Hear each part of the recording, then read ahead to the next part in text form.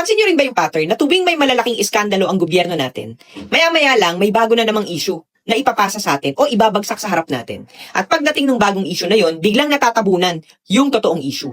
Example, naalala nyo yung iskandalo ni Alice Guo. Lahat galit, lahat nagtataka kung bakit siya nakaupo sa pwesto. Mainit na mainit nung time na yon, trending halos araw-araw. Pero ngayon, wala na. Hindi na pinag-uusapan kasi tinabunan.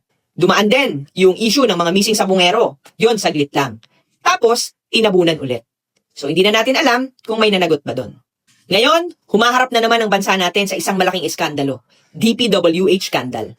Bilyong-bilyong piso ang pinag-uusapan natin dito. Pondo na dapat para sa proyekto ng bayan. Pero binubulsa to ng mga ganid na politiko. Dapat mainit na usapan to. Hindi natin to dapat tigilan hanggat may managot. Pero alam na natin ang mangyayari dito. May bago na namang controversy na ilalapag sa harapan natin. Probably next week, the week after, we don't know. At ang goal, ilabas to para tabunan ang mga flood control projects. So pinapaalala ko lang na huwag tayong magpaninlang. Hanggat walang accountability, hanggat walang hustisya, hindi natin pwedeng iwanan tong issue na to. Kasi kung tatahimik tayo, sila-sila rin ang panalo eh.